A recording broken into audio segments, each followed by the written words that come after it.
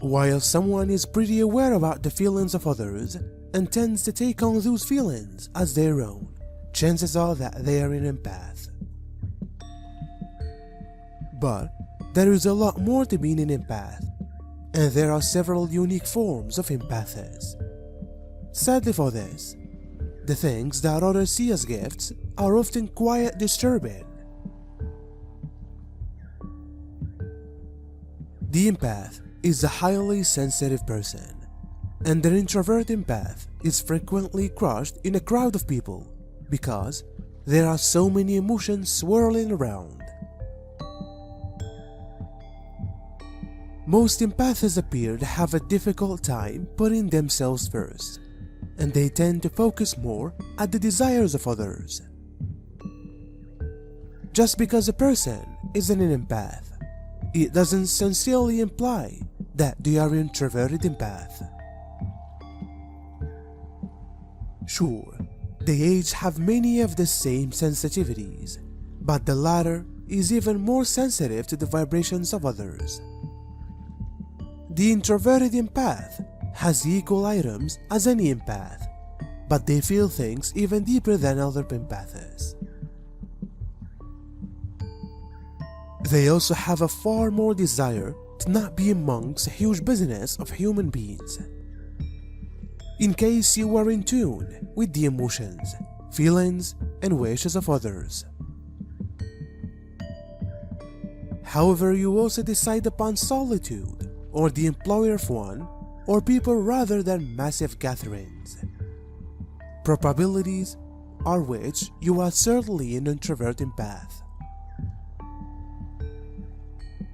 Like feelings affects us in a variety of methods. Some people find it clean to move on after a hard reveling,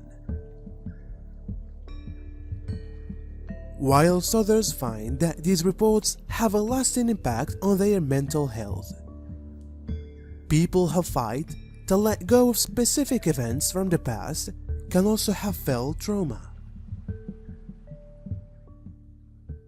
Trauma is a kind of mental wound that can result from any distressing reveling, which includes loss, danger, or deep embracement.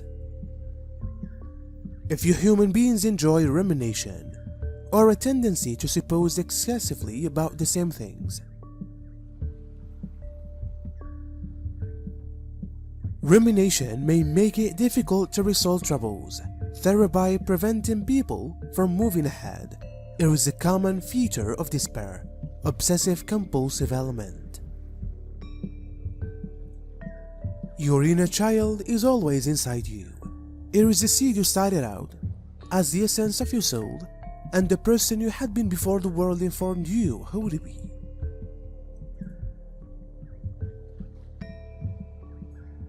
This isn't always to mention that the internal child is the close in you. Alternatively, it is the beginning point of you. It is the seed in that you came from, the seed that offered rise to the flower you constantly blossom into and become. There are different external factors that affect the quality of the flower, including its place, how often it is watered, and so forth. However, essentially the birth of this flower, the person you are today, all began with the seed.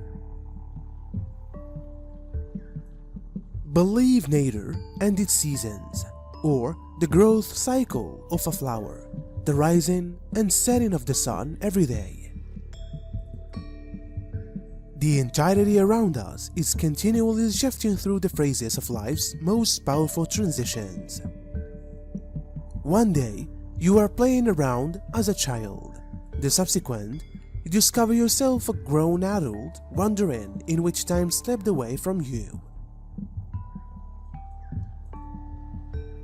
I go searching the world these days and see many who are silently hurting, in ache, or feeling defeated. Many that grew up learning to cover or hide the most extensive parts of themselves. They did not recognize what to do with their emotions. They did not research they might safely transmute them into a supply of empowerment.